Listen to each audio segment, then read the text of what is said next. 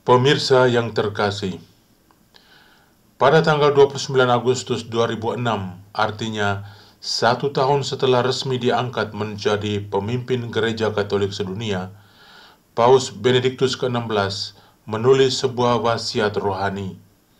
Saya terjemahkan dari teks asli bahasa Jerman yang berjudul Mein Geistliches Testament, artinya wasiat rohani saya. Ahli bahasa Padre Marco SVD. Wasiat rohani saya. Di saat-saat akhir hidup ini, ketika saya melihat ke belakang selama beberapa dekade yang telah saya lalui, hal pertama yang saya lihat adalah betapa saya harus berterima kasih. Di atas segalanya, saya berterima kasih kepada Tuhan, pemberi segala anugerah yang baik, yang memberi saya hidup dan memimpin saya melewati banyak kesengsaraan, mengangkat saya kembali, dan juga di saat saya hendak tergelincir. Ia memberikan saya cahaya wajahnya berulang kali. Menengok ke belakang, saya melihat dan memahami bahwa bahkan jalan yang gelap dan sulit adalah keselamatan bagi saya, dan bahwa di sana Dia membimbing saya dengan baik. Saya ingin berterima kasih kepada orang tua saya yang memberi saya hidup di masa-masa sulit, dan dengan pengorbanan besar memberi saya rumah yang indah dengan cinta mereka, yang bersinar sepanjang hari, ibarat cahaya yang benderang hingga hari ini. Iman ayah saya yang jelas mengajari kami anak-anaknya untuk percaya dan tegak berdiri sebagai penuntun di tengah semua pergelutan pengetahuan ilmiah saya. Kesalehan yang tulus dan kebaikan hati ibu tetap menjadi warisan yang tidak pernah cukup saya syukuri. Kakak perempuan saya telah melayani saya tanpa pamrih dan dengan perhatian yang baik selama beberapa dekade. Saudara laki-laki saya berulang kali membuka jalan dengan penilaiannya yang mencerahkan, dengan tekadnya yang kuat dan dengan keceriaan hatinya. Tanpa tuntunan dan pendampingan mereka yang setia itu, saya tidak mungkin bisa menemukan jalan yang benar. Saya berterima kasih kepada Tuhan dari lubuk hati saya untuk banyak sahabat, pria dan wanita, yang selalu ditempatkannya di sisi saya, untuk para mitra kerja di semua tahap perjalanan saya, untuk guru dan siswa yang Dia berikan kepada saya. Saya dengan penuh syukur mempercayakan Anda semua kepada kebaikannya.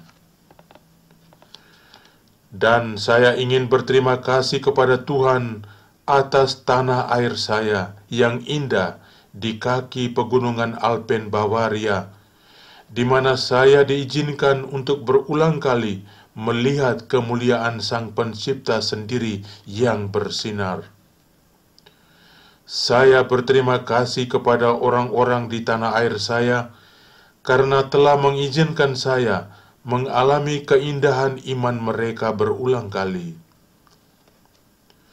Saya berdoa agar negara kita tetap menjadi negara yang beriman, dan saya meminta Anda, saudara-saudari yang terkasih, jangan biarkan diri Anda dijauhkan dari iman.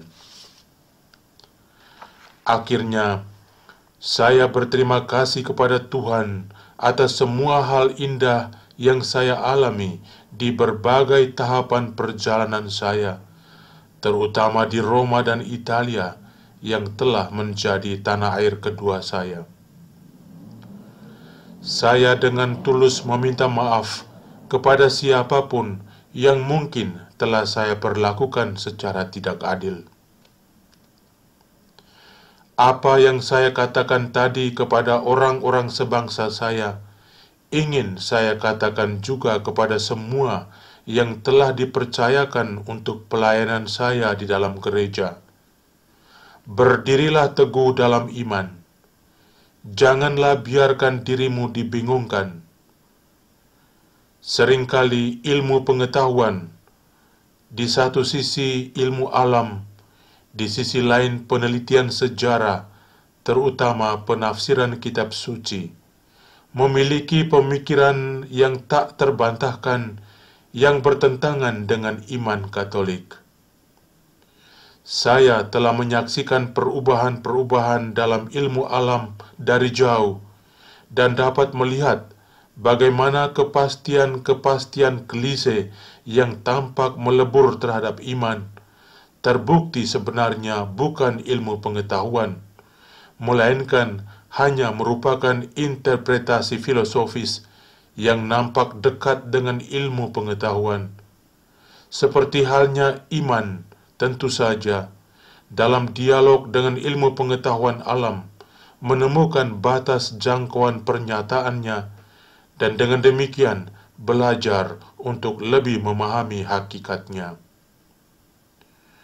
Selama 60 tahun sekarang, saya telah mengikuti jalur teologi, khususnya juga studi Alkitab, dan dengan perubahan generasi, saya telah melihat keruntuhan tesis-tesis yang tampaknya tak tergoyahkan, yang ternyata hanyalah hipotesis belaka.